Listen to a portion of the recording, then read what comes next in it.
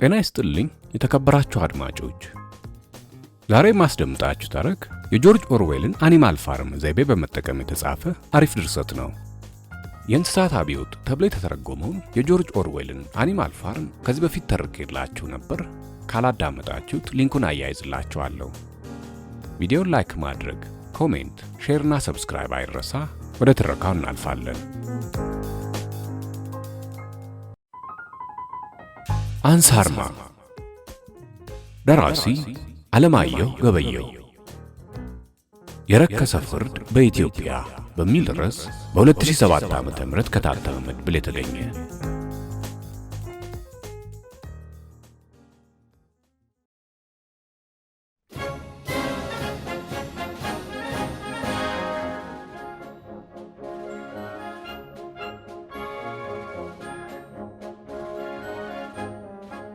ከአሳማዎች አስተዋይ አመራር ጋር ወደፊት ወደፊት! ረጅም ዕድሜ ለነማን? ከወይፈን የሚስተካከል ጠብደል ውሻ አይኑን እንዳፈጠጠ ጠየቀ። ለአሳማዎች! የእንስሳቱ ስብስብ በከፍተኛ ጩኸት ምላሽ ሰጡ። ለነማን? ለአሳማዎች። ከእንግዲህ ሁሉም እንስሳት እኩል ናቸው። የብሌስ ዋና አጃቢ የሆነው ውሻ ይህን ከማለቱ አካባቢው 4 ነጥብ በሌለው ጩኸትና ደስታ ነደደ። ፈረስና በቅሎ እግራቸውን አፋቸው ውስጥ ከተው እንደ ድማሚት አፏጩ። አህዮች፣ ጅቦች በስሪያ ወቅት የሚያሰሙትን ልዩ ድምፅ ምንጭ ጠቅሰው አሽካኩ። መቼ እንደተለማመዱት ባይታወቅም ዶሮዎች፣ ድመቶችና አይጦች መገለባበጥ አበዙ፣ ወይም ሰርከስ ለማሳየት ሞከሩ። የፍየሎችን ጆሮ የሚሰቀጥጥ እልልታ በጎች በከበሮ አጀቡት። የማኦን መርህ ለበርካታ ዓመታት ሲተገብሩ የቆዩት እንስሳት ወደ ጆርጅ ኦርዌል ፍልስፍና በአንድ ጊዜ መቀየራቸውን ምስጢር ባይረዱትም እኩልነት ሊሰፍን ነው ሲባሉ በእጅጉ ነበር የተደሰቱት። በእርግጥ መሪው ራዞር ለድርጅቱ ቃል አቀባይ ብሌስ በዚሁ ድቅት ሌሊት ድንገት ቢሮ አስጠርቶ ያሳወቀው ይህን ያስተላለፍ ለውጥ ብቻ አልነበረም። ሀገሪቱን የሚወክለውን ባንዲራ ረቂቅም እንደ ነገሩ በኤፎር ወረቀት ጫጭሮ አስረክቦታል። ይሁን እንጂ እንስሳቱ ስለዚህ ጉዳይ ምንም የሰሙት ነገር አልነበረም። አብዮቱ የርዕዮት መስመሩን የሚቀይረው የተቃውሞ ወይም የውድቀት አደጋ ሲያጋጥመው ነው። ብሌስ እንደሚያውቀው ከድሉ ማግስት የታየ አስከፊ አደጋ የለም። ድንገት የሚወጡ ውሳኔዎች ወሳኝ የጥሎ ማለፍ ጨዋታ እንዳለ ሊጠቁሙ እንደሚችሉ ቢያውቅም ግልጽ መረጃ አልነበረውም። ደህንነቶች የደበቁኝ ነገር አለ ማለት ነው ሲል አሰበ። ግን ደግሞ እነሱ ሚስጥርን ዝግ ማድረግ ቢጀምሩ እንኳ በስሩ ካሉት አነፍናፊ ውሻዎች ነገር እንደማያመልጥ ያውቃል። እንደገና ከራዞር ለለውጥ የተሰጠውን ምክንያት አሰላሰለ። አዲስ ነገር ለመፈለግ ከመግታት የተጨበጠ ውጤት ይዘህ መራመድ 2 ውብ ጥቅሞች አሉት። አንደኛው ቀጣይ ፍላጎትህን ደስ እያለህ እንድትሰራ ይገፋፋል። ሁለተኛው ሌሎች ያንተ ወቅታዊ ማንነት ትክክለኛ መሆኑን ይረዱልሃል። ሐሳቡን ወደ ውስጥ ለማዋጥ አፉን ግራና ቀኝ አላመጠ። ጠንካራ ስጋ ሆነበት። ግራም ነፈሰ ቀኝ ያስተላለፉ ለውጥ ለብሌስ ያልጠበቀው ዱብዳ ነበር። ከድል ማግስት የድርጅቱን ነባር ድምፅ አጃቢ ሙዚቃ አድርጎ ሁሉም እንስሳት እኩል ናቸው የሚባለውን ፍልስፍና በከተማይቱ ጎልቶ እንዲሰማ የማድረግ ኃላፊነት ወድቆበታል። ድንገት ከአሳማዎች አስተዋይ አመራር ጋር ወደፊት ሲባል የቆየው መፈክር ጆሮው ስር ሽው አለበት። ወደፊት አለ በፈገግታ። ከጨቋኙ ሰው የጸዳችው ከተማ ቀስ በቀስ የተረጋጋች ሰላማዊ ገጽታ ረበበባት። የወደቁና የፈራረሱ ነገሮች እየተነሱ ድምቀት የሚሰጡ ተፈጥሯዊ ስዕሎች፣ መፈክሮችና ባንዲራዎች አሽሞነሞኗት። ከጀመርነው ሩጫ የሚገታን ኃይል የለም። በነዋሪዎቿ መተሳሰብ የምትበለጽግ አገር እንገነባለን። የአፈጣጠራችን መለያየት የአብሮነታችንን ካስማ አጥብቆ ለማቆም እንቅፋት አይፈጥርም። የማይነጥፍ የግጦሽ ዓለም እንፈጥራለን የሚሉና ሌሎች መፈክሮች በየቦታው ተለጥፈው ይታያሉ። እነዚህ መፈክሮች ከቀይና ነጭ ባንዲራ ጋር ተጣጥመው ልዩ ህብር ፈጥረዋል። ባንዲራው ለ2 ተከፍሎ በአንደኛው ግማሽ ላይ ለ10 አንበሳዎች ምሳሌ አጠገብ የሚችል ትልቅ አሳማ ተቀምጦበታል። በቀሪው ግማሽ ላይ 3 ኮከቦች የሚታዩ ሲሆን ኮከቦቹ ውስጥ 9 የግዛቱ አባላት ደቀቅ ብለው ተቀምጠዋል። ትንሹ ኮከብ የሰፋባቸው አይጥ፣ ድመትና ዶሮ ከላይ፣ በግ፣ ፍየልና ውሻ ከመሃል። ኮከቡ ጠቦ ያስጨነቃቸው ትላልቆቹ ፈረስ፣ አህያና በሬ ደግሞ በሶስተኛው ረድፍ ተቀምጠዋል። በእርግጥም ለአሳማዎቹ የመጀመሪያ ፈተና የገጠማቸው ባንዲራው በተዋቀረ ጊዜ ነበር። ይህንኑ ያለቀለት ሥራ አስመርቆ ህዳሴ ለማድረግ በተዘጋጀ ስነ ስርዓት ላይ አጭር እንኳን ደስ ያላችሁ ስብሰባ ተከናውኖ ነበር። የደስታ መግለጫ እንዲያስተላልፉ እድል የተሰጣቸው እንስሳት ግን ያልተጠበቁ ጥያቄና ቅሬታቸውን ያሽጎደጉዱ ጀመር። የአሳማው ስዕል መተለቁ ተገቢ አይደለም። ባንዲራው ውስጥ ስዕል በመታጨቁ ውበቱ ተበላሽቷል። የባንዲራውን ረቂቅ ሳናይ ማለቁን የተገነዘብነው በከተማው ዋና ዋና አደባባዮች ሲውለበለብ በማየታችን ነው። ይህ ለምን ሆነ? ብሌስ የተባለው አሳማ ቀልጠፍ ብሎ የሚከተለውን ማስተባበያ ሰጠ። አሳማዎቹ ስራውን የሚያውቅ በመሆኑ የኢየሱስ አህያ ይሉታል። የባንዲራው ቀለም ቀይና ነጭ ሆነው በድል ያገኘነውን መስዋዕትነትና የነገን ብሩህ ተስፋ ከማመላከት ጋር ተያይዞ ነው። ባንዲራን መመልከት የሚኖርብን እንደ ተራ ነገር ሳይሆን እንደ ማንነታችንም መገለጫ ነው። የኛ ማንነት ደግሞ በወል ስም እንስሳት ይባል እንጂ ዘር አረጋችን የተለያየ ነው። ይህ መከበር የሚገባው የተለያየ ዘር ነው እንግዲህ ሲዋቀር እንስሳትን የሚሰራው። በዚህ መሰረት የግዛታችንን ማንነት የሚወክሉት ሁሉ ግልጽ በሆነ መንገድ መቀመጥ ይኖርባቸዋል። ዲዛይኑ ከውጭ ያገኘነውን ተሞክሮ ከኛ ተጨባጭ ሁኔታ ጋር አጣጥመን የቀመርነው። የአሳማው ስዕል ለምን ትልቅ ሆነ ከሚለው ጥያቄ ጀርባ በታኝና አደናቃፊ አመለካከት እንዳለ ማየት ይቻላል።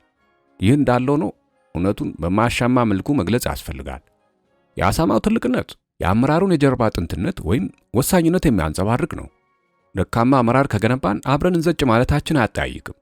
በመሆኑም ከ2 ዓመት ዲሞክራሲያዊ ምርጫ በኋላ ግማሽ ውስጥ ወይ ፈረስ ወይ አይጥ ወይ ሌላ አሸናፊ እንስሳ ሊቀመጥ ይችላል። ጓዶች፣ በዚህ መሰል ሂደት ብቻ ነው አብሮነታችን ተጠብቆ ሊጓዝ የሚችለው። ቤቱ ባልተጠበቀ ጭብጨባና ፉጨት ደነቆረ። ብሌስ ለሃጩን መቆጣጠር እስኪያቅተው ድረስ በደስታ ሳቅ አሽካካ። በልበ ሙሉነትም ሁሉም ነገር ግልጽ መሰለኝ ሲል የግብዣውን ማብሰሪያ ገመድ በመቀስ ሊቆርጥ ተነሳ። በጣም ዘግይቶ የፍየል እጅ ወደ ላይ ወጣ። ምርጫው ግልጽና አሳታፊ እስከሆነ ድረስ በየ2 ዓመቱ መካሄዱ በጣም ጥሩ ነው።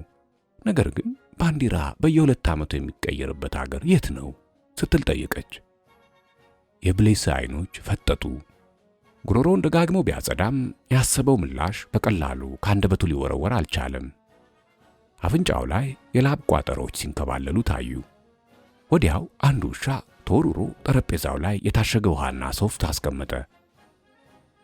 ጓዶች፣ አለ ብሌስ ውሃውን እየተጎነጨ፣ እንዲህ ባለማወቅ ከምንወረውረው ጥያቄ መታቀብ ይኖርብናል። ብልህ ከምትባለው ፍየል እንዲህ አይነት መሰረት የሌለው ነገር መነሳቱን ያስደነገጠኝ። እረ ሊያንቀኝ ሁሉ ነበር። መጨነቅ የሚገባል ለምንገነባው አስተማማኝ ስርዓት እንጂ ለአንድ ባንዲራ ለሚባል ተራ ራፊ ጨርቅ ወይም ጨርቁ ላይ ለሚውለበለበው ስዕል አይደለም። የሳሊም ችግር ስለሌለብን ባንዲራውን መቀየር ከባድ አይደለም። እንደ ትልቅ ጉዳይም መነሳቱ አግባብነት የለውም ብሎ ከወንበሩ ተነሳ። ግብዣው የተጋነነ ነበር። እንስሳቱ በስም ካልሆነ አይተዋቸው ከማያውቋቸው ምግቦች ጋር የተዋወቁበት መድረክ ነበር። በሳር የተሰራ ክትፎ፣ ኮርኒስና ዝልዝል ጥብስን ይገርማል እያሉ አጣጥመዋል። ከጥራጥሬ ቆሎና ዳቦ እንጂ ማን ሳህን የሚያስልስ ቅቅል ይሰራል ብሎ ይጠብቃል? በድፍርሷ ተመስገን ሲሉ የነበሩ አባላት በሻምፓኝ እንዴት ርችት እንደሚተኮስ፣ በቢራ ረፋ እንዴት መጫወት እንደሚገባ፣ በዊስኪ በረዶ እንዴት መግመጥመጥ እንደሚያስደስት፣ በቮድካ እንዴት መጋልና ከወዲያ ወዲህ መንቀዥቀዥ እንደሚቻል፣ በአሳማ ብቻ ሳይሆን በፈረስ በፍየልና በሌሎችም ባህላዊ ሙዚቃዎች እንዴት መደነስ እንደሚቻል መተዋወቅ ችለው ነበር። በዚህ ትልቅ ዝግጅት ላይ የመሪያቸው ራዞር አለመገኘት የከነከናቸው ግን በሞቅታ ደግመው ደጋግመው ችርስ ለማለት ብርጭቆ ማጋጨት በጀመሩበት ሰዓት ላይ ነበር። ኋላም ታላቁና ባለራዕዩ መሪ በመንፈስ ከናንተ ጋር እየተደሰተ በአካል ሀገራዊ ጉዳዮችን ለመስራት ከቢሮ አቀርቅሮ ይገኛል በሚል ከመድረክ የተገለጸው ማስተባበያ ያረጋጋቸው። አንዳንዶቹ ለሥራ የተፈጠረ አሳማ የሚል አድናቆት ሲያዘንቡ፣ አንዳንዶች የደረጃ አጥር እየከለለ ነው በማለት አሸምረዋል። ስነ ስርዓቱን አስጀምሮ ወዲያው የሾለከውን ብሌስን ልብ አለማለታቸው በእጅ እንጂ የተረቡ ቅርጽ ሌላ መልክ በያዘ ነበር። ብሌስ ቤተ መንግሥት እንደደረሰ መመሪያ፣ ፖሊስና ደንብ በማውጣት ለመሸጉት ጓደኞቹ ውሎውን የተመለከተ ጥቅል ሪፖርት አቀረበ። የተነሱ ጥያቄዎች፣ የተሰጡ ምላሾች፣ የእንስሳቱ ስሜትና አስጊ ሁኔታዎች ተዘርዝረው እንዲቀርቡ ራዞርና ቡፋሎ ጥያቄ በማቅረባቸው ብሌስ ሁኔታውን አንድ በአንድ ለማስረዳት ተገደደ። ቡፋሎ በባንዲራው አጠቃላይ ሐሳብና ግብ ዙሪያ በመወያየት የሚታረሙና የሚስተካከሉ ነገሮች ካሉ ዳግም እንመልከት ሲል፣ ራዞር በበኩሉ በሞተ ሐሳብ ላይ ጊዜ ከመብላት በወደፊት አቅጣጫና አጀንዳዎች ላይ ስራችንን እንቀጥል አለ። ቡፋሎ የዕቅዳቸውን አጀንዳ በተመለከተ አስጊ ሁኔታዎች እየታዩ ወደፊት መሮጥ ከማይታሰብ ቋጥኝ ጋር እንደሚያላትም በማስረዳት ቤቱ ሐሳቡን እንዲቀበለው አጽንኦት ሰጥቶ ተከራከረ። ራዞር በአንጻሩ በእንስሳቱ የተነሱት የማብራሪያ ጥያቄዎች እንጂ ሙሉ በሙሉ የስጋት ምንጭ ተደርገው መወሰድ እንደማይገባቸው አስረዳ። ይህ ማለት ግን እንደ ፍየል አይነቶች አደገኛ እብድ ሾፌሮች የሉም ማለት አለመሆኑ ይታወቅልኝ አለ። ጥቂት ለማች ሾፌሮች አሳማንና የአሳማን ጥቅም ሁሉ ገጭታ ያጠፋሉ ብሎ መስጋት ስለማይቻል የመርህ ጉዳይ ተደርጎ መወሰድ እንደሌለበትም አሳሰበ። ሌሎቹ አባላት የዝምታው ካፖርት የተመቻቸ ይመስል በጸጥታ ጥግ ጥጉን ውስኪያቸውን እየጨለጡ ማድፈጥ መርጠዋል። የሁለቱ ትላልቆች ክርክር ጠንከር በማለቱ በዕድሜ የገፋው ዳውን ጣልቃ ገብቶ ራዞርን በመደገፉ በጋለው ሐሳብ ላይ ለጊዜው ውሃ ፈሰሰበት።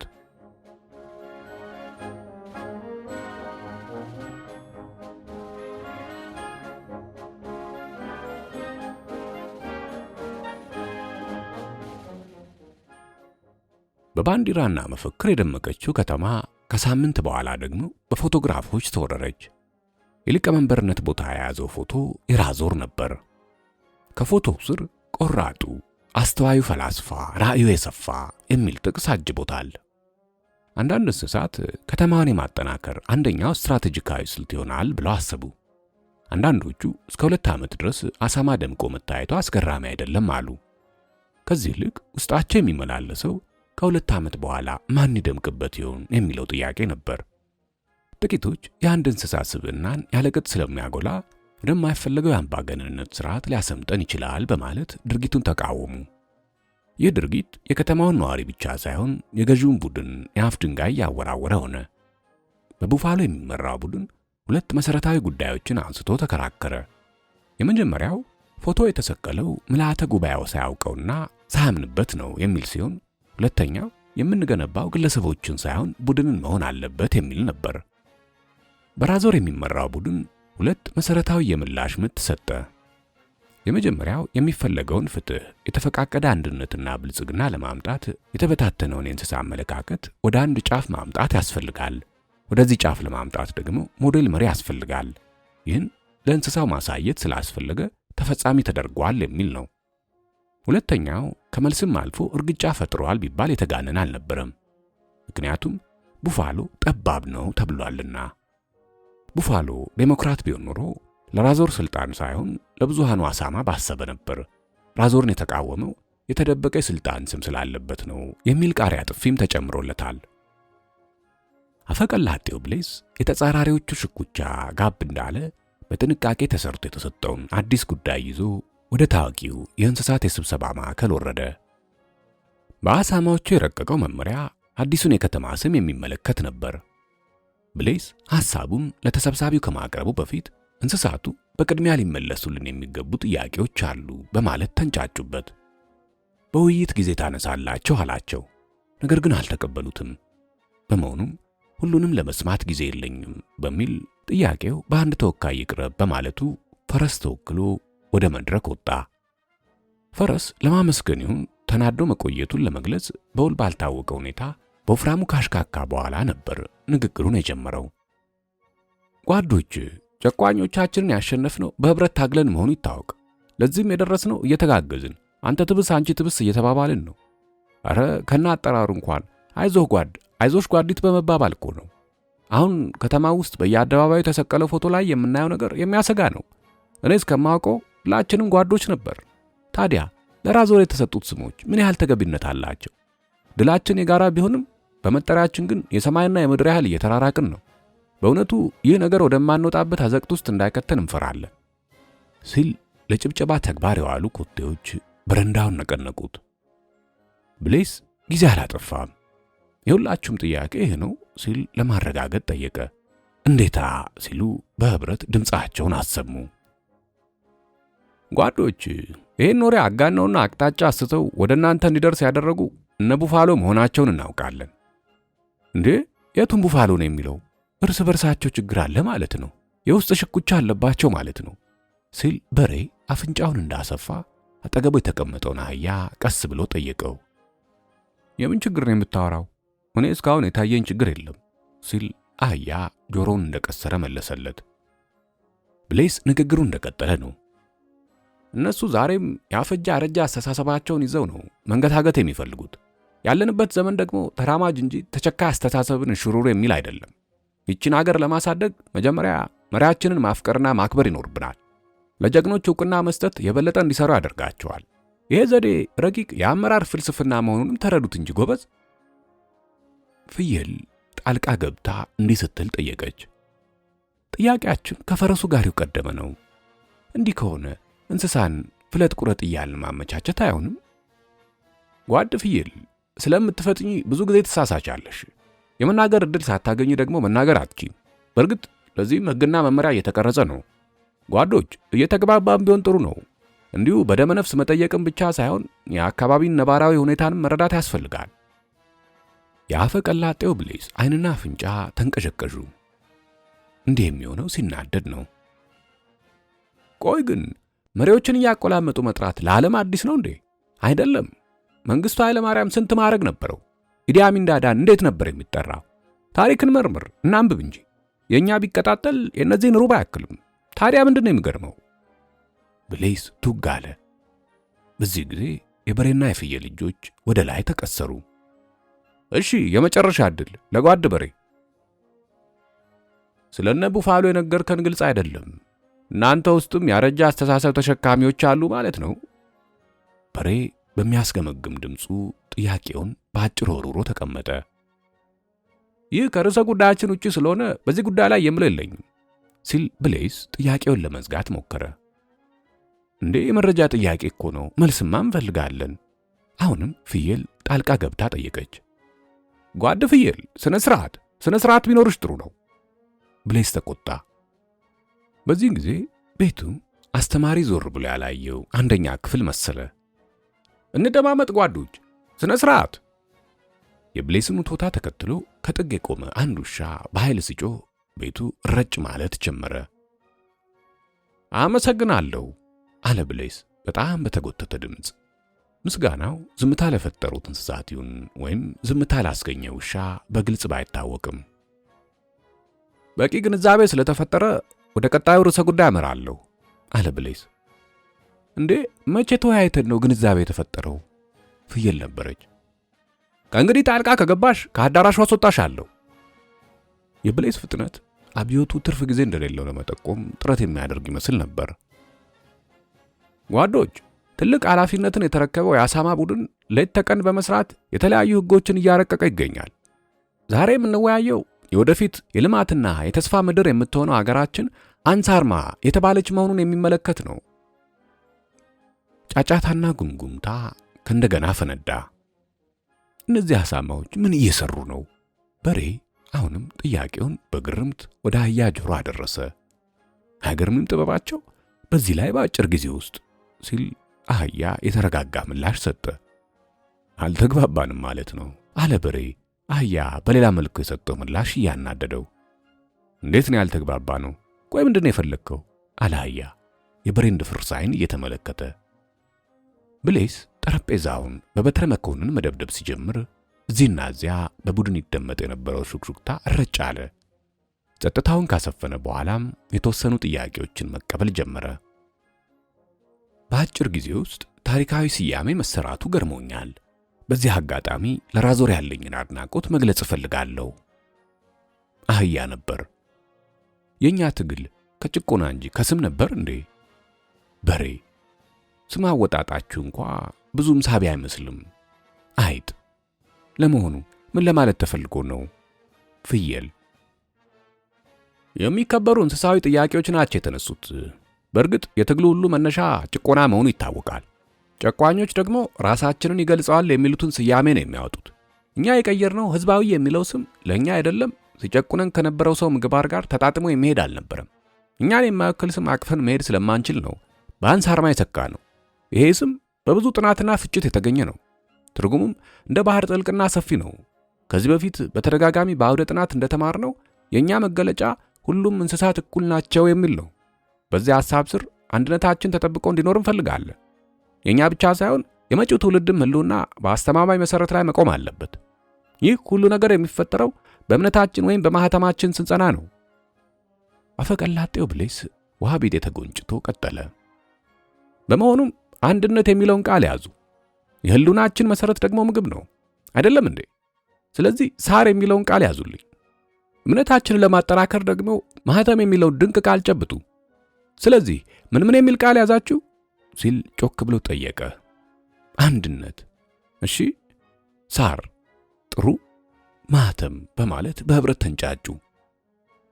በእውነት ድንቅ ማስተዋል ነው። አንድነት ከሚለው ቃል አን ብትወስዱ፣ ሳር ከሚለው ቃል ሳርን ብትወስዱ፣ ማህተም ከሚለው ቃል ማን ብትወስዱ ምን የሚል ቃል ይፈጠራል? አንሳርማ። የገዘፈ ድምፅ አየሩን በረጋግዶ ወጣ። እስኪ ድገሙት። አንሳርማ። ይኸው ነው እንግዲህ ህብረ ብሔራዊው ስያሜያችን አለ ከወንበሩ በኩራት ተነስቶ። ብሌዝ አቀራረቡ ከትግሉ በፊት በመምህርነት ያገለገለ ያስመስለው ነበር። አዳራሹን የሚነቀንቅ ጭብጨባ ጠብቆ ነበር። ግን የተዘፈዘፈው የሚያስፈራ ድባብ ሆነ። አንዳንዱ ፍልስፍና የረቀቀበት ይመስል፣ ሌላው ደግሞ አንሳርማ የሚለውን ቃል እየደጋገመ ማመንዠግ ጀምሮ ነበር። በዚሁ ጅምብር መሃል እጆቿን ያወጣችው ድመት ሲፈቀድላት የሚከተለውን ጥያቄ አቀረበች። ምግብን ወክሎ የቀረበው ሳር የሚለው ቃል ድመትን፣ አይጥንና ዶሮን የሚወክል አይመስለኝም። የከተማው የቀድሞ ስም ህዝባዊ የሚል ነበር። ይህም ሰዎች የጠበቀ ግንኙነታቸውንና ህዝባዊነታቸውን ለመግለጽ የተጠቀሙበት ነው። በእነሱ ወገን ሆነን አናስበውም እንጂ ምርጥና ገላጭ ስም ነው። በእርግጥ ለእኛ ላይሆን ይችላል፣ እኛ እንስሳት ነንና። ነገር ግን ከተማችንን እንስሳዊ ብንለው ቀላልና ሁላችንንም የሚወክል ይመስለኛል አለች ፈራ ተባ በማለት። የእሷን ጥያቄ ተከትሎ በርካታ እጆች ወደ ላይ ተቀሰሩ። ብሌዝ ይህን ሐሳብ ሳያፍር መግደል እንዳለበት ስላሰበ ሌላ ዕድል መስጠት አልፈለገም። ጓዶች አለ ብሌዝ ወደፊትና ወደ ኋላ እየተናጠ። ጓዶች፣ ይህ ስም ለእኛ አይስማማም። አንደኛ በእነርሱ ስያሜ ላይ ተመስርቶ የተገኘ በመሆኑ ኩረጃ ነው፣ ወይም ከነሱ ጥገኝነት ያልወጣን መሆኑን ያሳብቃል። ጥገኛ አመለካከት ይሰበር እያል እንዲህ ማሰብ ደግሞ በእውነቱ ስህተት ነው። በእርግጥ ድመት ከሶፋና አልጋ ላይ ስለማትጠፋ ከቀድሞ ገዢዎቻችን ጋር ቅርበት ነበራት። ድመት ባላሰበችው ጉዳይ ሽምቅቅ አለች። ሌላው ጉዳይ እንስሳዊ የሚለው ቃል እንደወረደ ስለሆነ አለመሳቡ ነው። እስኪ ያስቡት ጓዶች፣ በውስጡ አንዳች ጥበብ እንኳን አይታይበትም። አንሳርማ ግን በብዙ ርቀት ተቆፍሮ እንደወጣ ወርቅ የሚያብረቀርቅ ነው። ውክልናው ብቻ ሳይሆን ሲጠራም አፍ ላይ ሞገስ ይፈጥራል። ፍየል ድንገት አዳራሹን በሳቅ ጩኸት ቀውጥ ያደረገችው። ይህ ሳያንሳት ወዲያ ወዲህ በማለት አሽካካች። እንዲሆና ታይታ አታውቅም። ይህን የጫት ገረባ እየለቃቀመች በምርቃና ሰከረች እንዴ ሲል ከወደ ጥግ የቆመው የውሾች አለቃ አጉረመረመ። እንስሳቱ ምን አገኛት በሚል መንፈስ እርስ በርስ ተያዩ። ጸጥታ ይከበር የሚለው የብሌስ ትዕዛዝ በቀላሉ ተግባራዊ ሊሆን አልቻለም። ይቅርታ ጓዶች፣ ደስታኑ እንዲያደረገኝ አለች ከጥቂት ቆይታ በኋላ። ደስታችንንና ድጋፋችንን በሰላማዊ ሰልፍ የምናረጋግጥበት ጊዜ ወደፊት ይዘጋጃል። አሁን ግን ቁጭ በይ። አይደለም ጓድ ብሌዝ፣ እኔ እኮ ቁጭ በይ ብያለሁ። ጓድ ብሌዝ፣ የአንሳርማ እውነተኛ ትርጉም ስለተገለጠልኝ እኮ ነው ያሽካካሁት አለች ፈገግ ብላ። ምን አልሸኛ ሊቅ? ምን ነው ባክሽ የተገለጠልሽ? ሲል አፈቀላጤው አሽሟጠጣት። አንድነት፣ ሳር፣ ማህተም የተባለው ውክልና ነዋ። እኮ እንዴት? ብሌዝ ትዕግስት አጣ። እንዲህ ነው ነገሩ። አንድነት፣ ሳር፣ ማህተም የተባለው ውክልና እኛን ለማደናገር የተፈጠረ ረቂቅ ዘዴ ነው። በማታወቂው ሳይንስ አትዘላብጂ፣ አሁን ቁጭ በይ። ብሌዝ የተቆጣ መሰለ። አልዘላብድም፣ አንዴ አስጨርሰኝ። ደግሞ አለው አንድነት፣ ሳር፣ ማህተም የተባለው ውክልና እኛን ለማደናገር የተፈጠረ ረቂቅ ዘዴ ነው። ጎበዝ፣ እስኪ እነዚህን ቃላት ወደ ታች ደርድራችሁ የመጀመሪያዎቹን ፊደላት አንብቧቸውማ። አሳማ የሚል ቃል ነው የሚሰጣችሁ። ይህ ማለት ደግሞ ሀገሪቱ የአሳማዎች ናት እንደማለት ነው። እኛ ደግሞ አኗኗሪዎች መሆናችን ነው። ለዚህ ነበር እንዴ መስዋዕትነት የከፈልነው? ተሰብሳቢዎቹ ፊት ላይ ድንጋጤና አድናቆት ደምቆ ታየ። ጓዶች፣ ይህ ስያሜ ስለማይወክለን ልንቃወመው ያስፈልጋል። ጓዶች፣ ምን እየተካሄደ መሆኑ በጠለቀ አስተሳሰብ መመርመር የሚኖርብን ይመስለኛል። ጓዶች፣ ፌጋ ፌጋ ፌጋ! ብሌዝ በንዴት ጠረጴዛውን እየደበደበ ሲጮህ በየቦታው ቁጭ ያሉት ውሾች ወደፊትና ወደ ኋላ አክሮባት እየሰሩ ወደ ፍየሏ ተንዘገዘጉ። የጥቂት ሰከንዶች ዕድሜ ነበር የፈጀው። ረጃጅም ጥርሳቸው የፍየል አንገትና እግሯ ላይ ሄዶ ሲሰካ ተጨማሪ ትዕዛዝ ሳይጠብቁ አንጠልጥለው ከአዳራሹ አወጧት። ወዲያው ለጆሮ የሚዘገንን ኃይለኛ የፌጋዎች መኪና ሳይረን አካባቢውን ቀውጤ አድርገውት በፍጥነት ሲሰወር የድምፁ እየሰለለ መሄድ ያስታውቅ ነበር። አዳራሹ ወሬ እንዳለቀበት ለቅሶ ቤት በሚያስፈራ ጸጥታ ተዋጠ። ሀገር ሰላም ብለው ሊመክሩ የመጡ እንስሳት ምን እየተካሄደ መሆኑን መረዳት አልቻሉም። አሁንም ጸጥታውን ያደፈረሰው የውሾቹ ተከታትሎ መግባት ነበር። በፍጥነት እየሮጡ አራቱን ማዕዘናት ይዘው ቆሙ። የውሾቹ አለቃ ለብሌዝ የሞቀ ወታደራዊ ሰላምታ አቅርቦ እግሩን አንፈራጦ ቆመ። ውሾቹ ክንዳቸው ላይ ፌጋ የሚል ጨርቅ አስረዋል። ጨርቁ ፌጋን ፌዴራል ጋርድ የሚል ትርጉም እንዳለው ከታች ያስረዳል። በዚያ የሞት ጥላ ውስጥ ድመት እንዲህ ስትል አሰበች። ሕዝባዊ የሚለው የሰው ልጅ ቃል የውግዘት መብረቅ ወረደበት። ፌዴራል ጋርድ የሚለው የሰው ልጅ ቃል ግን ይሄው ተወድሶ ለማዕረግ በቅቷል። እሺ ጓዶች አለ ብሌዝ ራሱን ለማረጋጋት እየሞከረ። የወደቀውን ስርዓት ናፋቂዎች ስንት ሽልማት የሚያስፈልገውን ጉዳይ በተራ ትርጉም እንዴት ማጥ ውስጥ እንደሚከቱ ታያቸው አይደል? ጸረ ልማቶችና ጸረ እንስሳቶች ሁልጊዜም የሚመለከቱት አይናቸውን ገልብጠው ነው። ለማንኛውም የጥቂቶች መሰሪነት ትግላችንን አያደናቅፈውም። ይልቅ ተጨማሪ ጥያቄና አስተያየት እናንሳና እናዳብረው ሲል የደበዘዘ ፈገግታ ለማሳየት ሞከረ። ማንም ትንፍሽ አላለም። ምንድነው ዝምታው? ጓዶች ያልገባቸውን በድፍረት ይጠይቃሉ አላውንም ለማግባባት እየጣረ።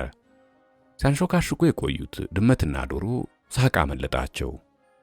ድንገት የሁለቱ እንስሳት ሳቅ በህብረት ሲደመጥ የማዊ ጽጌ ማርያም ገብሩ ክላሲካል ሥራ ውስጥ የሚገኝ አንድ ሰበዝ ነው የሚመስለው። ወዲያው ግን ማለቴ የቀረበው ግልጽ ስለሆነ ወደ ቀጣይ አጀንዳ ብንሄድ ይሻላል ለማለት ነው ስትል ድመት ፍርሃቷን ለማስተባበል ሙከራ አደረገች።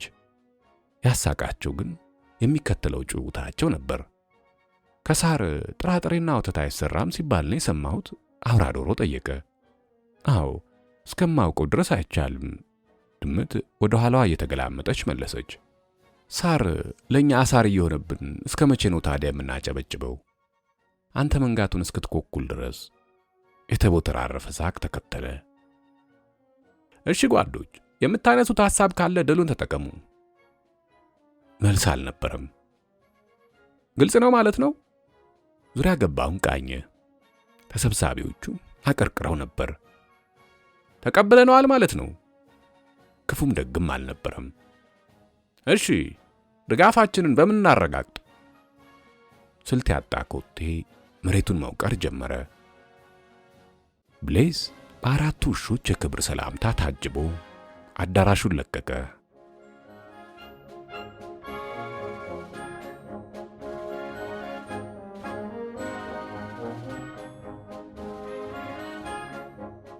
ብሌዝ ቤተ መንግሥት ሲደርስ አሳማዎቹ የፍጤት አስራ በመጣችው ፍየል ጉዳይ የጦፈ ክርክር ይዘው ነበር። እንደተለመደው የስብሰባውን አጠቃላይ ምስል ስጋትና ውጤት ጨምቆ እንዲያቀርብ ተጠየቀ። ፍየል የሌለ ነገር ፈጥራ ከመናገሯ በፊት የውይይቱ ሂደት ሰላማዊና ዲሞክራሲያዊ ነበር በማለት አጠቃለለ። ከፋም ለማም እሷ የመሰላትን ነገር ተናግራለች። አንተ ሐሳቧን በሐሳብ ማኮላሸት ሲገባ ኃይል መጠቀምን ለምን መረጥክ? ቡፋሎ ረጋ ብሎ ጥያቄ ወረወረ። በተደጋጋሚ ተፈታትናኛለች። አስተያየት ሳይሆን የአመፅ አቧራ ነው ያስነሳችው። የአመፅ ተግባርን ደግሞ ሕገ ደንባችን አይፈቅድም። ደህና፣ ይህን ሐሳብ ከየት አመጣችሁ ብለህ ታስባለህ? የሐሳቧ አቀንቃኞች በስተጀርባ ነበሩ? ራዞር አንዴ ብሌስን አንዴ ቡፋሎን እየተመለከተ አይኑን በልጥጦ ጠየቀ። ይመስለኛል አድማ በታኙ ዘብ ቀልጣፋና ፍትሃዊ እርምጃ መውሰዱን ሲያዩ ነበር ጋሻ ጃግሬዎቹ ጸጥ ለጥ ያሉት። ለምሳሌ እነማን? ቡፋሎ ጣልቃ ገብቶ ጠየቀው። እሱን አላውቅም ጓድ። ከይመስላል ሎጂክ ወጥተን በተጨባጭ እውነት ብንወያይ የተሻለ ነው። ቡፋሎ ተቃወመ። የአመጽና የሽብር ሴል መኖሩን በፍየል ማወቅ ከቻል ሌላው የብሌስ ስራ ብቻ መሆን የለበትም። ፍየል በግልጽ ተቃዋሙ ያለች እየቀሰቀሰች ጨዋታውን ሁሉ ይመስላል ነው የምንል ከሆነ አብዮት መምራት አንችልም። ራዞር ተኮሳተረ። ይህ አመጽ ለመኖሩ በቂ ማሳያ አይደለም። መኖሩን ካመንበት እንኳን በሌሎች ፊት ጨካኝ እርምጃ መውሰድ አካሄዳችንን የከፋ ያደርገዋል። ቡፋሎ የራዞርን አስተያየት ተቃወመ። ሁለቱ አንጋፋዎች ወደ አልተፈለገ መንገድ እንዳያመሩ የሰጋው ዳውን ይህን ርዕስ ብናሳድረው ጥሩ ነው፣ ቆይተን ስናየው የተሻለ ሐሳብ ማፍለቅ እንችላለን፣ ይልቅ አንጠልጥለን የተውነውን የመዝሙር ጉዳይ እልባት እንስጠው ሲል አስታራቂ ሐሳብ አቀረበ። ሕግ አርቃቂዎቹ የመዝሙሩን ስንኞች መፈትፈት ቀጠሉ።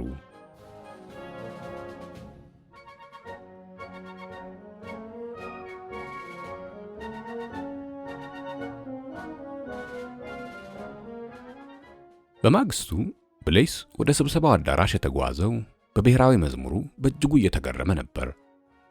በመነሻነት የቀረበው ግጥም ተከርክሞ እንዲህ ሊያጠር ይችላል ብሎ አልጠበቀም ነበር።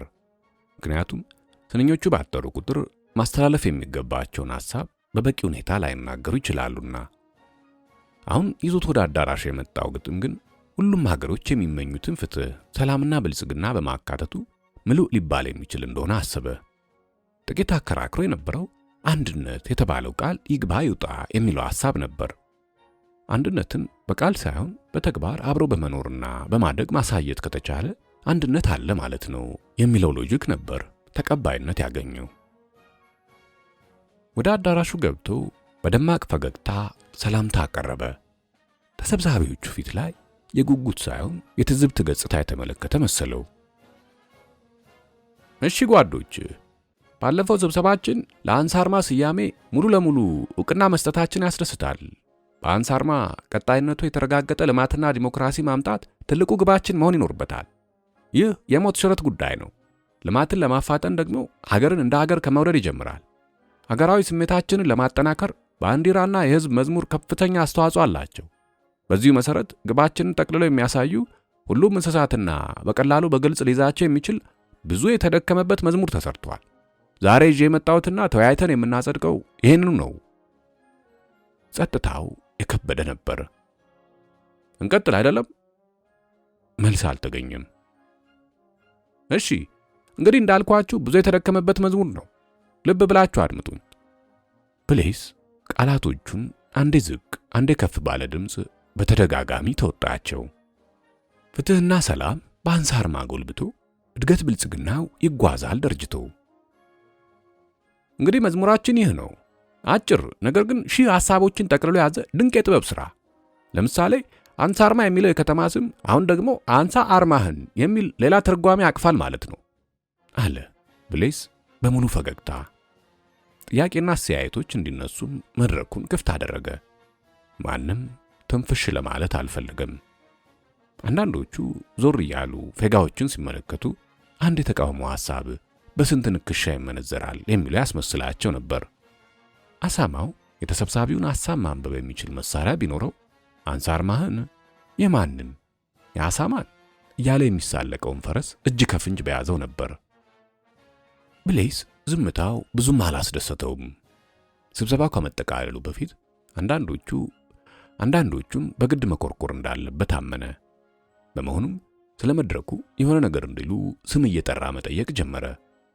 እቺ አህያ ምን አስተያየት አለ? ግልጽ ነው። እግረ መንገድም የአሳማን አስተዋይነት ይበልጥ ተረድቻለሁ። ፈረስ በተከታታይ ቆራጥ እርምጃዎች ሲወሰዱ እየታየ ነው። ልማቱም በዚህ ፍጥነት ሊጓዝ ይችላል። በሬስ ምን ትላለህ? እኔ ደግሞ ቋንቋችን የላቀ ደረጃ መድረሱን የተመለከትኩት። እንዴት ባክህ? አለ ብሌስ አቋርጦት ፈገግ እያለ። ለምሳሌ እስከዛሬ ፊጋ በሚለው ቃል ተወስነን ነበር። ከቅርብ ጊዜ ጀምሮ ግን ፌጋም መኖሩን አይቻለሁ። አያያዝ የቋንቋ ተማሪ ያስመስልሃል። አዎ ስነ ጽሑፋዊ ጉዳዮች ያስደስቱኛል። ባይገርምህ በቅርቡ የጀመርኩት ታሪካዊ ልቦለድም አለኝ። አትለኝም? ነገር የገባት መሬት ይሰኛል ርዕሱ ደስ ይላል። መቼም በሬ ሄዶ ከዛው ከሚገፋው መሬት አያልፍም። አንተ የተናገርከው ሰሙን ሊሆን ይችላል። በቃ ብሌስ በለበጣ የተሳለውን ደማቅ ፊቱን እያሳየ ጮሆ አስቆመው። በሬም የለበጣው ምላሽ ይሆን ዘንድ ረጅም ምላሱን ጎልጉሎ በሰፋፊ አፍንጮቹ ዙሪያ ያመላልሰው ጀመር። ብሌስ ሳይታወቀው ለጥቂት ደቂቃዎች በሐሳብ ዋዠቀ። በዚህ መሃል አህያ ወደ በሬ ጆሮ ጠጋ ብሎ ስለምንድን ነው ያወራችሁት ሲል በጉጉት ጠየቀ።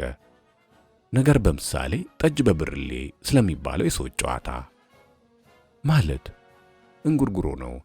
እንስሳዊ እንጉርጉሮ ብሎ መተርጎም ይቻላል። የጠየቅኩን አልሰማኝም ማለት ነው? አህያ ጠየቀ። ኧረ ሰምቻለሁ። ታዲያ ምንድን ነው ግራ ለማጋባት የምትሞክረው? የነገርኩን ሳትረዳ ቀርተ እንዳይሆን አለ በሬ። የሚገርም ነው። ምኑ? እንዴት? አልተግባባንም ማለት ነው አለ አህያ ቅር ባለው ድምፅ። ብሌስ በሐሳብ ሰረገላ ያሸመጠጠው የእንስሳቱን ውስጣዊ እምነት በመተርጎምና ብይን በመስጠት ተግባር በመጠመዱ ነው። ግን ይህ ነው የሚባል መደምደሚያ መያዝ አልቻለም። እስካሁን የተናገሩት እውነታቸውን ነው ወይስ እየተሳለቁብኝ ነው ሲል አሰበ። ማውጣጣት ቢፈልግም የተሰጠው ፕሮጀክት መልኩን ቀይሮ እንዳይበላሽ ደግሞ ፈራ።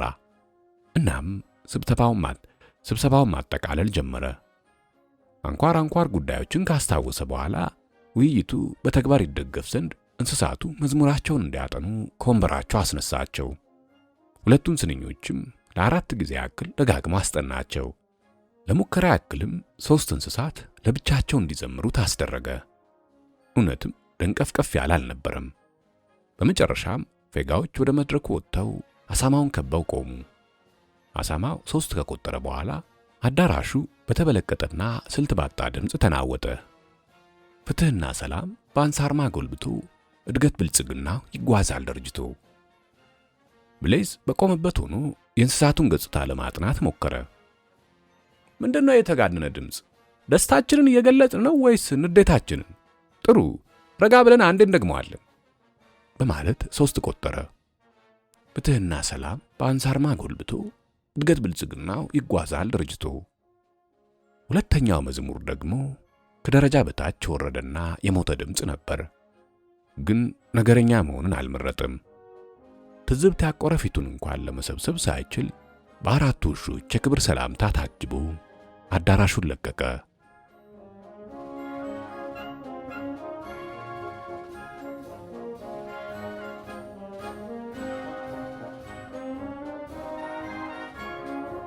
አንሳርማ በባንዲራ መፈክርና ፎቶዎች ደምቃ ለመታየት ብትሞክርም በነዋሪዎቿ ጥያቄዎችና ስጋቶች መኮማተሯ ያስታውቅባታል። እንስሳቱ እዚህና እዚያ ክብ እየሰሩ ስለ ሀገራቸው ዕጣ ፈንታ ያንሾካሹካሉ። በመጨረሻም ይወጣል ተብሎ የሚጠበቀው የአፈጻጸም መመሪያ መሰረታዊውን የእንስሳት እኩልነት ይጠብቃል ወይስ ይንዳል የሚለው ሐሳብ የብዙዎቹ ዋነኛ መከራከሪያ ነበር። በፌጋዎች የኃይል እርምጃ ተወስዶባት ትኑር ትሙት ያልታወቀው የፍየል ጉዳይም እንደተጋጋለ ይቀጥልና በሌላ አሉባልታ ደግሞ እንዲበርድ ይደረጋል። ፍየል መንግስትን ሊገለብጡ ካሴሩት ከነቡፋሎ ጋር ታስራለች። የታሰረችውም የእነሱን ዓላማ ለማስፈጸም የሀገር ክህደትና የሽብር ተግባር በመፈጸሟ ነው ይላል አሉባልታው። ነገር ግን ይህን ሐሳብ በሕጋዊ መንገድ ለማስተባበል የሞከረ አንድም የአስተዳደር መዋቅር አልነበረም። ከሳምንት በኋላ አንሳርማ ባልተጠበቀ ሰላማዊ ሰልፍ ተጥለቀለቀች። እንስሳቱ ፍየል በአስቸኳይ ትለቀቅ የሚል መፈክር አንግበው በዋናው አደባባይ ታዩ። ወዲያው አካባቢው ለቁጥር በሚታክቱ ፌጋዎች ተከበበ። እንስሳቱ መፈክር እያሰሙ በስጋት ደግሞ ወደ አስፈሪዎቹ ውሻዎች ይገላመጣሉ። ቀጭን ፊሽካ ብቻ የሚጠብቁት ውሾች ጥርሳቸውን አግጥጠው ወደ እንስሳቱ ከሮጡ አደባባዩ ወደ ጦርነት ሜዳ ተቀይሮ በደም ጎርፍ እንደሚጥለቀለቅ ማሰብ አይከብድም። ይህ ግን አልሆነም። ቢሮው ከአደባባዩ በቅርብ ርቀት የሚገኘው ብሌስ ለቁጥር በሚታክቱ ውሾቹና አሳማዎች ታጅቦ እየተጣደፈ መጥቶ ከፍ ያለው መቆሚያ ላይ ተሰየመ። ሁካታው ጋብ እስኪል ድረስም ባልተለመደ ትዕግስት ዙሪያ ገባውን ይቃኝ ነበር። ተሰብሳቢው ከብሌስ የተለመደውን ሰፊ ዲስኩር ቢጠብቅም የሰማው ጥቂት ቃላቶችን ብቻ ነበር። ጥያቄያችሁን ተቀብለናል፣ በነገው ዕለትም ፍርድ እንሰጣለን። ደምደም ይሸት የነበረው አካባቢም ወደ አርቲነት ተቀየረ። ብዙዎቹም የተባበረ ጥያቄያቸው አፋጣኝ ምላሽ በማስገኘቱ ደስ አላቸው። ውሳኔው ምንም ሆነ ምንም የዘገየ ፍትህ ጠባቂዎች እንዳንሆን ብለው ከሰጉት ሐሳብ መላቀቃቸው አንድ የዲሞክራሲ እርምጃ መሆኑን አመኑበት።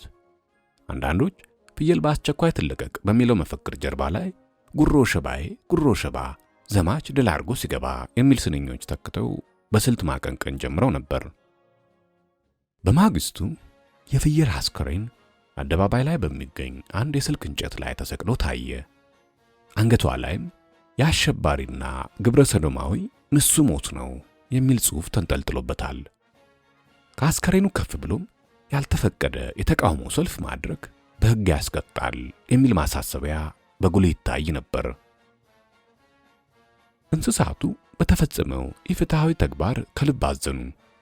ተቃውሞ የሚያስገድል ከሆነ የነ ቡፋሎ አስከሬን የት አለ? ፍየል ለምን ሞተች? ለምን በማለት በቁጣ የነደደ ስሜታቸውን ይገልጹና ድንገት ደግሞ በፍርሃት ይቆዝማሉ። የፍርሃቱ ምንጭ የግብረ ሰዶማዊነት ጉዳይ ነበር። አንዳቸውም ይህን ቃል ከዚህ በፊት ሰምተውት አያውቁም። ገዢው መደብ ግን የሚያስገድል ተግባር መሆኑን አውጇል። በማያውቁት ጉዳይ ከመሞት ይህን አዲስ ወንጀል አጥንቶ የሚያቀርብ ጊዜያዊ እንስሳ ለመሰየም ተገደዱ። በሬ ለ2 ሳምንታት ያክል መረጃ ለመሰብሰብ ላይታች ባዘነ። በመጨረሻም አቅሙ በፈቀደው መጠን የደረሰበትን ግኝት እንስሳቱን ሰብስቦ አቀረበ። በአጭሩ ግብረ ሰዶማዊነት የተመሳሳይ ጾታ ግንኙነት ነው። ግልጽ ለማድረግ ወንድና ወንድ ወይም ሴትና ሴት የሚያደርጉት የግብረ ሥጋ ግንኙነት ነው። አህያ ባልተለመደ መልኩ በሳቅ ያስካካ ጀመር። እንደው አንዱ ዘር ከሌላው ጋር ግንኙነት ያደርጋል እንጂ እንዴት ሆኖ ነው ወንዱ ወንዱን የሚያደርገው? ግድ የለም ነገሩ የገባቸው አልመሰለኝም አለ በቅሎም በጎን እየተመለከተ። መረጃዎቹ የሚያሳዩት እንደዛ ነው። ፈረስ የበሬ ንግግር አቋርጦ ታዲያ ይህ ከኛ ሕይወትና ልምድ ጋር ምን ያገናኘዋል ሲል ጠየቀ። አንዳንድ መረጃዎች የግብረ ሰዶማዊነት ምልክት በ500 እንስሳት ላይ እንደታየ ገልጸዋል። እንስሳቱ ተደናገጡ። በእነማን ላይ መሆኑ እንዲገለጽላቸው ሞቶት ያዙ። አዝናለሁ፣ መረጃው የእንስሳቱን ስም ዝርዝር አልያዘም ሲል በሬ በቅሬታ አስረዳ። ትልቁ ቁም ነገር ይህ ነገር እኛን ካልገለጸን እናሰማ ለምን ቃሉ ሊጠቀሙበት ፈለጉ የሚለው ነው። ድመት ነበረች። ጎበዝ፣ ትልቅ አደጋ ውስጥ ነው ያለነው። 500 እንስሳት ይህን ተግባር የሚፈጽሙ ከሆነ እኮ አንዳችንም የምንተርፍ አይመስለኝም። እኔ ግን በመረጃው ላይ ስለምጠራጠር ተጨማሪ ሥራ በሌላ ኮሚቴ እንዲሰራ ቢደረግስ? የበቅሎ ሐሳብ ቅቡልና አግኝቶ አንድ ኮሚቴ ተዋቀረ። በተለያዩ ጥያቄዎች የተወጣጠሩት እንስሳት በየሜዳውና በየሰፈሩ እዚህና እዚያ ችቦ ሰርተው ማንሾካሾክ ተለምዷዊ ተግባራቸው ሆነ። አንዳንዴ ታዲያ ድንገት ስብስቡ በውሾቹ እንዲበተን ይደረጋል። ውሾቹ አንዳንድ እንስሳትን ነጥለው ለጥያቄ ወስዱና ብዙሃኑ እያያቸው በጩኸት ያሸማቅቁታል። የሚገርመው አይነክሱትም። አደናብረው ወዳላሰበው አቅጣጫ ሮጦ እንዲያመልጥ ያደርጉታል። ይህ ስልት ሲስፋፋ አደባባይ ላይ የሚታየው የእንስሳት ቁጥር ተመናመነ። ስልቱም የጭንቅላት ግርፊያ የሚል ስም አገኘ። አልፎ አልፎ ከቤት በኃይል የሚወሰዱትንም በተለይ እንደ በሬ አይነቶቹን ደግሞ ብዙ ቦታ ተነካክሰውና ባብጠው ይመለሱ ነበር። ይህኛው ደግሞ ፍየል ላላ ተባለ። በስያሜው መሰረት የሆነው ወፌ ላላ የሚለው ቃል ነበር። ጭቆናውና ውጥረቱ በዚህ መልክ ለረጅም ጊዜ ቢቆይ ኖሮ አንሳርማ ወደ ለየለት ጦርነት እንደምትገባ ግልጽ ነበር። ይሁን እንጂ በራዞር የሚመራው አስተዳደር ይህን ያደረገው በብዙሃኑ ልብ ውስጥ የፍርሃትና የጥርጣሬ ዘር ማጎንቆሉን ለማረጋገጥ ያህል ብቻ ነበር። ወዲያውም ሲጠበቅ የነበረው የአፈጻጸም መመሪያ ማለቁን በማስታወቁና እንስሳቱን ለጠቅላላ ስብሰባ በመጥራቱ የሞቀውን አየር ለማቀዝቀዝ ሙከራ ተደረገ። አዳራሹ ያለ ወትሮ አምሮበታል። ዓይን የሚያፈዙ መጋረጃዎች አግጠው ለቆዩት ሰፋፊ መስኮቶች ድምቀት ጨምረዋል። መሬቱ ሳይቀር እንስሳቱ ግጠውት በማያውቁት ለምለም ሳር ፈክቷል። ይህን በስስት ሲመለከት የቆየ አንድ በግ እርግጠኛ ነኝ ይህ ሳር እዚህ ሀገር አይበቅልም በማለት ለራሱ አንሾካሾከ። ረጃጅም ተንጠልጣይ መብራቶች በሁሉም ማዕዘናት ተገጥመው የፈካ ብርሃን ተራ በተራ ይረጫሉ። ግድግዳዎቹ በተለያዩ ወቅታዊ መፈክሮች በባንዲራና በራዞር ፎቶዎች ተውበዋል። አንሳርማ ወርቃማ ከተማ ይላል በስተግራ ጥግ ላይ የሚታይ ግጥም ወይም ጥቅስ። በቀኝ በኩል ደግሞ አንሳርማ እንስሳዊ ካስማ የሚል ጽሑፍ ቦግ ብሎ ይታያል። በሬ አንገቱን ወደ ኋላ አዙሮ ግድግዳው ላይ ጽሑፍ ፈለገ። አላፈረም። አንሳርማ ኅብረታዊ ዜማ፣ አንሳርማ የልዩነታችን ማማ። ፈገግ እያለ ሁለቱን ጥቅሶች በቃሉ ወጣቸው። ግጥም እንጂ መመሪያ የሚወርድበት ጉባኤ አይመስልም ሲል ለመሳለቅ ሞከረ። በቀይ ምንጣፍ የተዋበው መድረክ ባንዲራ በለበሰ ረጅም ጠረጴዛ ተጀንኗል። የአሳማው ቡድን እየተተለተለ ወደ አዳራሹ ሲገባ እንስሳቱ ከመቀመጫቸው ተነሱ። ራዞር ሊቀመንበር የሚለው ቦታ ላይ ተሰየመ። የምክትል ሊቀመንበሩን ቦታ ብሌስ ተቆጣጠረ። ዳውንና ሌሎች ከፍተኛ አመራሮችም ኃላፊዎቹን አጅበው ከኋላ ወንበሩን ሞሉት። እንስሳቱ የሚያውቁት ሁለተኛው ሱልጣን የቡፋሎ መሆኑን ነበር። ፈረስ አንድ ነገር አለ ማለት ነው ሲል አሰበ። ከሰብሳቢዎቹ ግራና ቀኝ ሁለት ባንዲራ መስቀያ ብረቶች ይታያሉ። እነዚህ ብረቶች ከዚህ በፊት አልነበሩም። ብሌስ ለተሰብሳቢው ሰላምታ አቅርቦ የስብሰባውን መርሃ ግብር በአጭሩ አስተዋወቀ። ራዞር ስብሰባውን ከመምራቱ በፊት አንድ ስነ ግጥም እንደሚቀርብ ገለጸ። ይህኔ አህያ የኋላውን መጋረጃ ከፍቶ ብቅ አለ። ሳያስበው ብብቱ እንደተኮረኮረ ሕፃን እንጣጥ እያለ ተንከተከተ። ያልተጠበቀ ስለነበር ቤቱም በሳቅ ማውካካት ጀመረ። እሺ ጓዶች፣ እንኳን ለዚህ ታላቅ ቀን በሰላም አደረሳችሁ። ደስታ የፈጠረበትን ሳቅ በቀላሉ መቆጣጠር አልቻለም ነበር። በእውነት ታላቁ መሪያችን ጓድ ራዞር በሚመሩት ስብሰባ ላይ ስነ ግጥም እንዳቀርብ መፈቀዱ ለኔ እንደ ሁለተኛ ልደት የሚቆጠር ነው። ጥርሶቹ ነጫጭ መሆናቸው በእጅ እንጂ ዶማ ለመስራት የተዘጋጁ ብረቶች በመሰሉ ነበር። ቀጥታ ወደ ንባቡ አመራለሁ። አንሳርማ ይሰኛል ርዕሱ። አሁንም እየሳቀ ነበር። አንሳርማ እንስሳዊ ካስማ፣ አንሳርማ ኅብረታዊ ዜማ፣ አንሳርማ የልዩነታችን ማማ፣ አንሳርማ ወርቃማ ከተማ። ግጥሙ እንዳለቀ ደማቅ የኮቴ ረገጣ ተከተለ። በሬ ግጥሞቹን ግድግዳው ላይ እንዳያቸው ትዝ ስላለው አይኑን በርቀት አሻገረ። ለካ ግጥምም እንደ ዶሮ ብልት ተገነጣጥሎ ጥቅስና መፈክር መሆን ይችላል። እየተከበርከው ግጥም እንዲህ የማንም መጫወቻ አትሆን ሲል ቆዘመ። የመጨረሻው ስብሰባ በራዞር መመራት ጀመረ።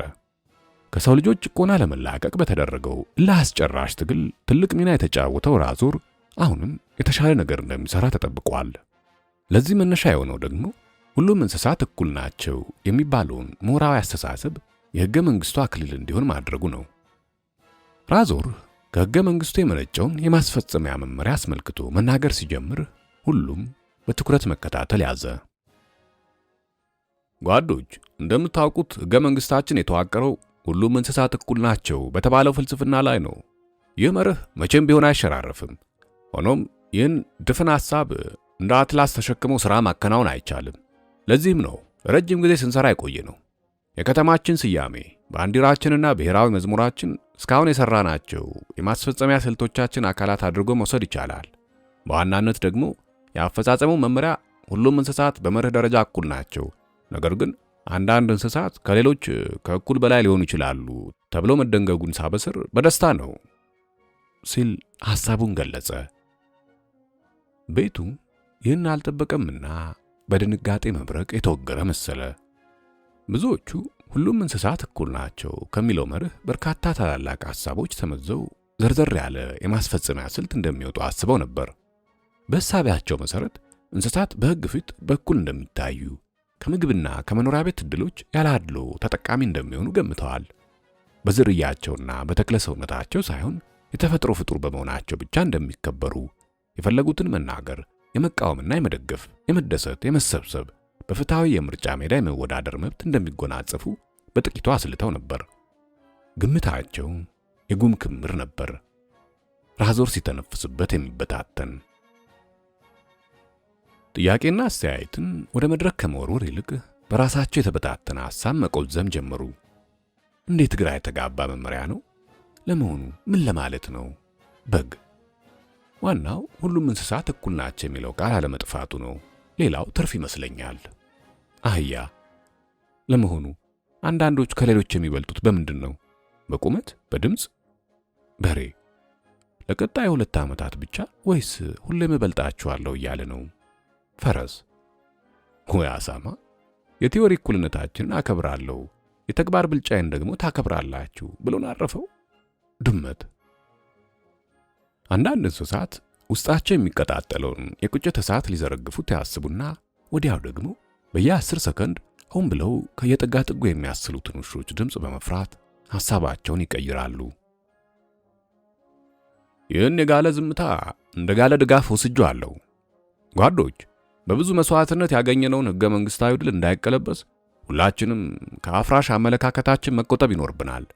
ከእንግዲህ በሩ ክፍት የሚሆነው ለአመፅና እውከት ሳይሆን ለልማታዊ አጀንዳዎች ብቻ ይሆናል። ወደፊትም የአፈንጋጮችን ድብቅ እንቅስቃሴ እንድታጋልጡ ከአደራ ጭምር አሳስባለሁ። ራዞር የተምታታ የቤቱ ሐሳብ መስመር እንዲይዝ አልፈለገም። አንድ አይነት ምላሽ በማይገኝለት ትንታኔ ውስጥ ጊዜያቸውን እንዲያባክኑ የፈለገ ይመስላል። ለዚያም ይመስላል ከማብራሪያው ይልቅ ማስጠንቀቂያው ጎልቶ እንዲሰማ የፈለገው። ድንገት ቡፋሎ በበርካታ ውሾች ከኋላው እየተገፋ ወደ አዳራሹ ገባ። አፉ በቀይ ሰፊ ፕላስተር ታሽጓል። ሁሌም በንቃት ቆሞ የሚታዩ ጆሮዎቹ እህል እንዳጣ ጆንያ ስብርብር ብለው አይኖቹ አካባቢ ወድቀዋል። እንስሳቱ ከየተቀመጡበት ብድግ ብድግ እያሉ አይኖቻቸውን ቡፋሎ ላይ ወረወሩ። ጉጉታቸው ገደብ የጣሰ ነበር። ባለቀ ሰዓት እዚህ ለምን መጣ? አፉ ለምን ታሸገ? ምን እየተካሄደ ነው? ፕላስተሩ ተልጦ ምን ይናገር ይሆን? ሁሉም በሹክሹክታ ጠያቂ ሆነ።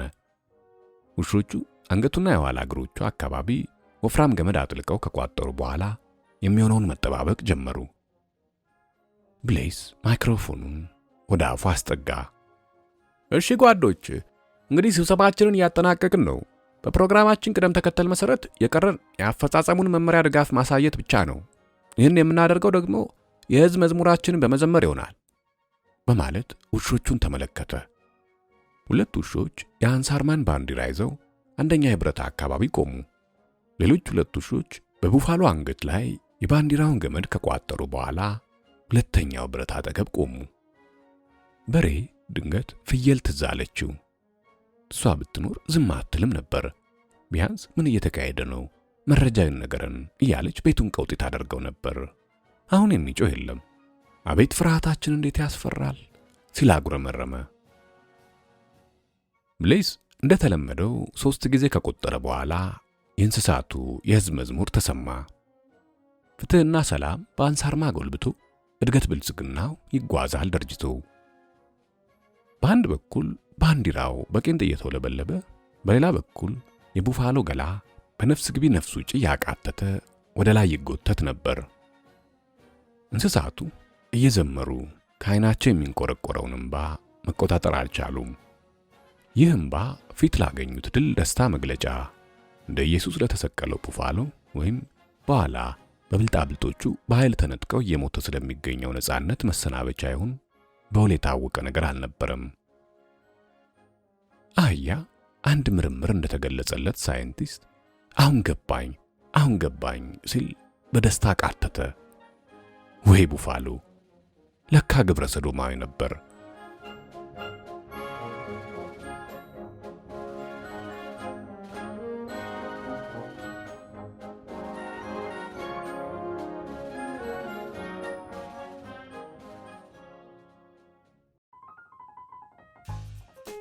ስላዳመጣችሁ ከልብ አመሰግናለሁ። አዘጋጅቼ ያቀረብኩላችሁ አድማስ ነበርኩ። በቀጣይ ትረካ እስከምንገናኝ መልካም ጊዜ።